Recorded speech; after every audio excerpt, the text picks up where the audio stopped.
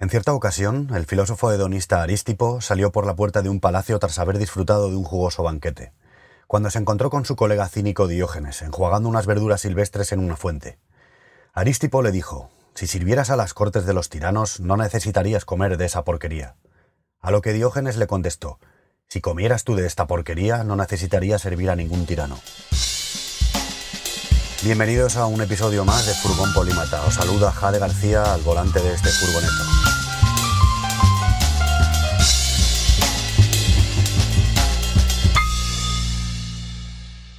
Para los que escuchéis el podcast por primera vez, este podcast no es sobre filosofía, no es sobre nada en particular, es básicamente sobre temas que me parecen interesantes y me apetece compartir. El tema de hoy, si no lo habéis deducido ya, será la corriente filosófica de los cínicos y más concretamente de Diógenes de Sinope. Esta es una rama de la filosofía poco conocida, pero que sin la cual no habrían existido otras de mayor relevancia mediática. En términos simples, los cínicos son una escuela filosófica antigua que buscaban la simplicidad y la virtud a través de la vida ascética. Los primeros antisistema, también llamados los guerrilleros de la filosofía, los cínicos creían en la vida ascética como una forma de alcanzar la virtud y la sabiduría, rechazaban la materialidad y la opulencia, abogaban por la simplicidad y la honestidad. Creían en la autenticidad y la sinceridad en lugar de la hipocresía y el engaño. Consideraban que la virtud y la felicidad se encontraban en la simplicidad y la vida sencilla, no en las posesiones materiales. Preferían vivir al aire libre, vivir como un vagabundo en lugar de tener un hogar o un trabajo estable. No eran teóricos, el cinismo era un estilo de vida en sí, una actitud que critica los valores morales predicando con el ejemplo. Provocadores en su forma de vestir y en su forma de expresarse, con una retórica basada muchas veces en la sátira humorística. Los cínicos influenciaron en otros filósofos y movimientos como el epicureísmo y el estoicismo. Inspiraron a otros filósofos a considerar la vida ascética y a rechazar la materialidad y la opulencia. La filosofía ha sido interpretada de diferentes maneras a lo largo de los siglos y ha sido adoptada por diversos movimientos como el anarquismo y otros grupos pensadores críticos. Aún hoy en día sus ideas sobre la simplicidad, la honestidad y la vida sencilla siguen siendo relevantes y están presentes en diversas culturas. Pero sobre todo, y por lo que tanto me ha llamado siempre la atención, es porque era una filosofía contracultural y contraoficial. Los antiguos cínicos consideraban que el estilo de vida socialmente aceptado no conducía hacia la felicidad, sino más bien hacia la esclavitud. Eran algo así como los punkis de la antigua Grecia. Allá por el 412 a.C., en una colonia jonia de Sinope, para que lo ubiquéis sería por la costa sur del Mar Negro, nació Diógenes de Sinope, más tarde también conocido como el Perro. Poco sabemos de la infancia de este personaje hasta que por culpa o gracias a que fue desterrado de aquellos lares terminó en Atenas. Los motivos de su destierro parece ser que estaban relacionados con ayudar a su padre, banquero de profesión, a falsificar unas monedas. No está muy claro los motivos que le llevaron a ello. Se especula sobre que más que por intereses económicos propios eran políticos por la situación que se vivía en Sinope disputada entre persas y griegos. En Atenas, disfrutando de su destierro, como él le llamaba, al cual le dio la vuelta y dijo que era él quien condenaba a la permanencia a los que lo desterraron. Allí conoció al que sería su maestro Antístenes, quien fue el responsable de los primeros esbozos de la escuela cínica, que poco a poco Diógenes fue rematando con sus incontables anécdotas y juegos dialécticos que han llegado a nuestros días.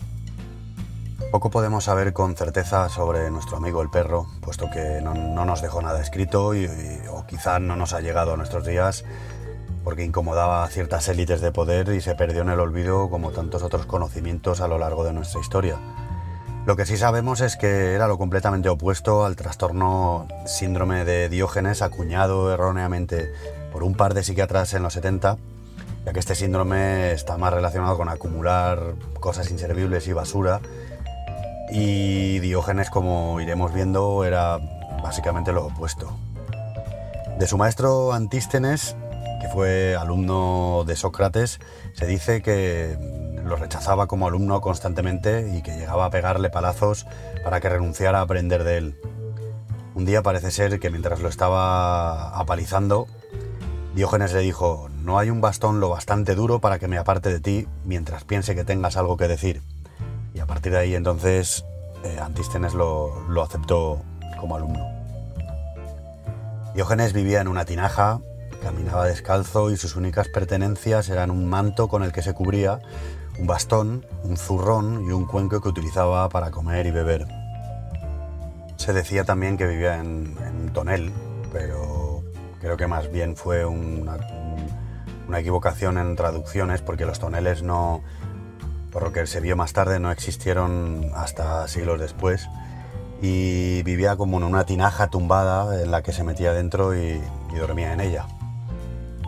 Un día, mientras paseaba, vio a un niño comiendo unas lentejas sobre un trozo de pan como recipiente. Se quedó observándolo fascinado hasta que el niño terminó su comida y se dispuso a beber agua de una fuente usando sus manos en forma de cuenco. Diógenes no salía de su asombro y lanzó su cuenco gritando: «¡Ya no te necesito!». Se acercó al niño y le dijo que le había enseñado cómo podía prescindir de su cuenco. En una ocasión también fue invitado a casa de un hombre poderoso que, debido a que todo el mundo hablaba de Diógenes, quería pues llevarlo a su casa y alardear de que conocía al maestro. El hombre este vivía en la opulencia y no paró de hacer referencias a sus riquezas, al lujo y a la limpieza de su hogar. Diógenes acabó escupiéndole un gargajo en plena cara. Como defensa, dijo que era el único sitio sucio que había visto para poder hacerlo. De sobras también es conocida la leyenda de cuando Alejandro Magno, atraído por la curiosidad de conocer a ese de quien tanto se hablaba, fue a buscar a Diógenes y tuvieron una conversación bastante interesante. Os voy a dar un poco la chapa citando a Dion Crisóstomo, que recreó la conversación que tuvieron en su primer encuentro. Después de buscar por diferentes sitios en los que le habían dicho que el filósofo solía pasar sus ratos, Alejandro encontró a un mendigo tumbado tomando el sol y comiendo unos higos. ¿Conoces a Diógenes, el filósofo al que todos llaman el perro?, inquirió Alejandro al único hombre de Grecia que no se inmutaba ante su presencia. «Soy yo», respondió el mendigo. «¿Quién eres tú? ¿No serás un ladrón que pretende robarme?».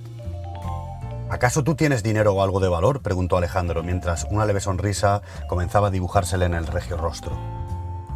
«Tengo muchas riquezas que podría compartir contigo», le contestó mientras se secaba el sudor de la frente, «aunque no sé si tú tienes algo de valor que puedas ofrecerme». «Pide lo que quieras y te lo concederé», dijo Alejandro. A lo que Diógenes le contestó: «Lo único que necesito es que te apartes y no me tapes el sol». Alejandro no pudo disimular una leve sonrisa ante la socarrona respuesta de Diógenes y le preguntó: «¿Conoces al rey Alejandro?». «No me ha quedado más remedio que escuchar su nombre. La gente lo repite como borregos, aunque a él personalmente no lo conozco, ya que no tengo idea de cómo y en qué piensa». «Hoy es tu día de suerte porque conocerás a tu rey», replicó Alejandro. «Pues esta es la razón por la que él en persona ha venido a verte». «¿Eres tú Alejandro al que todos llaman el bastardo?». El rey se arrepintió de intimar con un hombre tan insolente y fanfarrón. Las palabras de Diógenes le avergonzaron, y aunque hizo el intento de ocultar su enfado, el cínico percibió su malestar y quiso seguir poniendo a prueba su alma. «¿Por qué me has llamado bastardo?», preguntó el rey. «¿Acaso no lo hace así tu madre? Desvarías, viejo loco. ¿Cómo te atreves a faltar el respeto a tu rey? No vaya diciendo por ahí que eres el hijo de un dios. Por tanto», concluyó el cínico, «tu verdadero padre no es el rey Felipo, y tú eres un bastardo». Alejandro volvió a sonreír, comprendió que se encontraba ante un hombre tan libre como sabio, y temió no estar a su altura. «Dime, Diógenes, ¿cómo puedo llegar a ser un buen rey? ¿Quién puede enseñármelo?». «Lo primero que debes tener claro es que no aprenderás nada de aquellos que ni siquiera saben cómo gobernar sus vidas. La sabiduría no se encuentra en aquellos que han leído muchos libros y que hablan muchas lenguas. ¿Acaso no hay malvados políglotas y hombres de ciencia cobardes? La sabiduría que tú buscas es otra, no es humana, sino divina. Aprende no de los hombres, sino del propio Zeus. El rey del Olimpo es soberano, porque todo lo tiene y nada necesita, porque es dueño de sí mismo, porque nada escapa al ejercicio de su poder, porque venció a todos sus enemigos y porque ninguna fuerza domina su regia voluntad». Entonces, pensó en voz alta Alejandro, lo que debo hacer para convertirme en un auténtico soberano es derrotar a mis enemigos, al rey de los persas y al rey de los hindúes. Una vez que los destrone, nada impedirá que me convierta en el rey más grande que el mundo haya conocido. ¡Burro! Nunca llegarás a ser el rey, le espetó Diógenes, haciendo un ademán de desprecio al ver cómo Alejandro se dejaba dominar por la ambición. ¡Te equivocas de enemigo! ¿Y quién es mi verdadero enemigo?, preguntó Alejandro desconcertado. El más invencible de todos, uno que no habla ni persa ni medo, sino macedonio y griego. Dímelo de una vez, Diógenes, ¿quién es ese al que tengo que derrotar?, inquirió Alejandro, dispuesto a presentar batalla. Tú, mientras sigas siendo esclavo de la fama y la ambición, tú eres el más odioso y el peor de tus rivales. No busques en Persia ni en las tierras del Indo. Tus verdaderos enemigos están en tu interior, tus carencias y tus defectos. A diferencia de ti, el sabio sí que es soberano, porque no tiene ni necesidades ni vicios, porque se pertenece, porque se posee a sí mismo, porque se complace consigo mismo y porque encuentra en sí el fundamento para su felicidad. Tras estas palabras, Alejandro comprendió que ese viejo mendigo harapiento era el verdadero rey de todos los hombres, y que, de no haber sido Alejandro, hubiese querido ser Diógenes. El filósofo evidenció su superioridad frente al tirano. Mientras Alejandro era esclavo de su codicia, de gloria y honor, Diógenes vivía libre de toda ambición y poseía un poder absoluto sobre sus pasiones. El emperador gobierna a los hombres, pero es incapaz de gobernarse a sí mismo. El filósofo no manda sobre nadie, pero no conoce ni amo ni dueño. Bueno, hasta aquí la cita. Siento la turra, pero me parece que no le sobraba ni una coma y era interesante leerlo así. Parece ser que este no fue el único encuentro que tuvieron. En otra ocasión, Alejandro Magno encontró a Diógenes observando con minuciosidad y detenimiento una pila de huesos humanos, y el emperador le preguntó qué era lo que estaba haciendo, a lo que el filósofo respondió: «Estoy buscando los huesos de tu padre, pero no puedo distinguirlos de los de un esclavo». Y bueno, como esclavo terminó nuestro perro, que debido a las idas y venidas de conquistas de aquella época, fue capturado y puesto en venta como esclavo, lo cual no fue problema para seguir dejando buenas perlas. Sus captores, cuando le preguntaron qué atributos poseía para ser vendido, Diógenes dijo: «Sé mandar, mira a ver si alguien quiere comprar un amo». Y fue comprado por un noble, el cual conocía su fama, y por ello tomó la decisión de comprarlo para que fuera el tutor de sus hijos, dándole también cierto margen de libertad a pesar de ser esclavo. Y el sabio aceptó la oferta y se puso manos a la obra. Obligó a los pequeños a caminar descalzos, a vestir siempre la misma ropa, a comer frugalmente, a beber solo agua, a raparse el pelo. Los enseñó a vivir fundamentalmente como auténticos cínicos. Pero no solo vigiló sus hábitos, también instruyó magníficamente sus mentes, haciéndolos aprender de memoria pasajes enteros de los más grandes sabios y poetas de la época, además de enseñarles a montar a caballo y a manejar el arco y las flechas. Un poco multipotencial, ¿no? Era también este perro, ¿no? Los jóvenes, pese a la rigidez de su maestro, no solo no renegaron de él, sino que le tuvieron gran cariño. La prueba es que nunca abandonó su hogar, muriendo en la ciudad de Corinto en el 323 a.C., con nada menos que 89 años. Dedicó toda su vida al autocontrol y nadie puede negar que lo consiguió. A fin de cuentas, como él decía, todo puede conseguirse con esfuerzo, incluso la virtud. Diógenes de Sinope es conocido como uno de los filósofos cínicos más importantes, debido a su estilo de vida ascético y a su crítica a la sociedad de su época. También es muy conocido por sus anécdotas, que han sido transmitidas a través de la historia. Os he contado algunas para abriros el apetito y que podáis indagar estas historias que muestran la personalidad irreverente y anticonformista, así como su crítica a la sociedad y la hipocresía de su época. Aunque algunas pueden ser leyendas, siguen siendo una parte importante de la tradición y el legado filosófico de los cínicos. La palabra cínico viene del vocablo griego kion, que significa perro, y quínico, perruno. Quínico, cínico. De ahí a su forma de vida perruna, que acabaron siendo los cínicos, los perrunos. Otros de los filósofos importantes de aquella época fueron Crates de Tebas y sobre todo Hiparquía, considerada la primera mujer filósofa en una época en la que las mujeres estaban relegadas a las labores domésticas. Ellos dos fueron alumnos también de Diógenes. Eran pareja y tenían costumbres muy cínicas como follar en público y cosas que habían heredado de su maestro. Pero hay una anécdota que quizá marcó un antes y un después en la historia de la filosofía. Crates fue invitado a un banquete al cual Hiparquía se apuntó, aun sabiendo que su presencia femenina irritase a los comensales, ya que en aquella época las mujeres en estas jaranas se limitaban también simplemente a servir vino. Aunque se murmuraba, nadie se atrevió a abrir el melón, quizá por educación o por miedo, hasta que un tal Teodoro el Ateo se levantó airado y empezó a vacilar a Hiparquía. ¿Acaso pretendes mancillar el noble arte de la filosofía con la debilidad de tu género? Querido Teodoro, contestó la filósofa cínica, mucho y muy bien he oído hablar de ti. Por toda Atenas se cuenta lo diestro que eres en el arte del silogismo. ¿Serías tan amable de examinar uno de los míos? Adelante, exponlo delante de todos los que aquí estamos, perra, para que además de amenizar la velada con unas risas, podamos enseñarte adecuadamente cuál es tu lugar, puesto que no está hecha la ciencia para el infantil entendimiento de una mujer. Contéstame a esto, Teodoro. Si una acción de Teodoro no es condenable, la misma acción realizada por Hiparquía tampoco es condenable. Cierto es, perra, contestó Teodoro mientras hacía un ademán condescendiente. Por tanto, continuó Hiparquía, si Teodoro se abofetea a sí mismo y no es condenable, que Hiparquía abofetee a Teodoro tampoco es condenable. La ira de Teodoro iba en aumento al ver que estaba siendo avergonzado y le contestó: «Calla, mosca de perro, deja la filosofía a los hombres y dedícate a tejer como hacen las mujeres de bien». «¿Por qué crees, Teodoro, que es preferible el arte de tejer al de la filosofía?», dijo Hiparquía. Teodoro volvió a quedarse sin respuesta, y lo único que supo hacer fue arrancarle el vestido y dejarla desnuda. Pero Hiparquía no conocía qué cosa era la vergüenza desde que abrazó los principios del cinismo, y siguió la fiesta como si nada, con lo que el abochornado terminó siendo Teodoro. Hiparquía dejó escritas 3 obras, de las cuales, por desgracia, no han sido conservadas, no han llegado a nuestros tiempos. Casualidad, pues no lo creo, una vez más. Lo único que podemos encontrar es gracias al historiador Diógenes Laercio, otro Diógenes, en su tomo Vida y opiniones de los filósofos ilustres. Y vamos a ir terminando el podcast de hoy, en el que hemos hecho un breve repaso por la historia de los cínicos, con un pasaje de Eduardo Infante y su muy recomendado libro No me tapes el sol, un libro que tuve la suerte de leer hace un tiempo, gracias a un amigo que me lo regaló, porque ya sabéis que hay que regalar libros y no cosas inútiles que no sirven para nada. Pues eso, con un pasaje de 10 proposiciones de enseñanzas cínicas.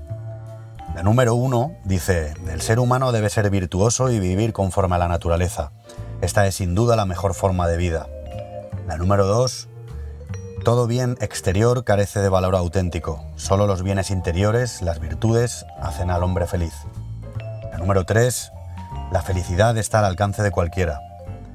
La número 4: la clave de la felicidad es el autodominio, el poder sobre uno mismo, sobre las propias pasiones, deseos e instintos. La número 5 dice: el autodominio nos permite vivir felizmente, incluso en las peores circunstancias. La número 6: el autodominio hace nacer en nosotros un carácter virtuoso, por tanto es la primera y principal de las virtudes. La número 7: para desarrollar el autodominio se necesita un doble entrenamiento, físico y mental. La número 8: la persona con autodominio es la única verdaderamente feliz, sabia, soberana y libre. La número 9: los principales impedimentos para la felicidad son el deseo y el placer. Y por último, la número 10: el otro obstáculo es la estupidez. El insensato emite juicios falsos, estima lo que carece de valor, equivoca lo bueno con lo perjudicial y se avergüenza de lo natural en lugar de lo vicioso. Pues eso, como se dice en mi tierra, casi res portal diari. Es algo así como casi natra en los periódicos. Antes de despedirnos, dar las gracias a todos los que hayáis llegado hasta aquí, hayáis aguantado la turra. También dar las gracias a todos los que me presionáis con que haga podcast más a menudo. Y contaros que pronto saldrá el primer vídeo para los que no escuchéis este podcast desde el canal de YouTube. Hay un canal de YouTube, tengo un canal de YouTube que se llama Tatuando en Ruta, que es donde también están estos podcasts. Y este canal está dedicado principalmente a una serie de vídeos que pronto saldrá el primero. Yo me dedico a tatuar hace 25 años y he empezado a grabar una serie de vídeos en los que entrevisto a gente que se tatúa conmigo en mis viajes con la furgoneta y nos cuenta un poco el significado de su tatuaje, el por qué se ha tatuado, por qué se tatúa y, bueno, un poco algo interesante de su vida, ¿no? Pronto estará el primer vídeo. Y nada, ahora sí, nos despedimos hasta el próximo podcast y un saludo a todo el mundo.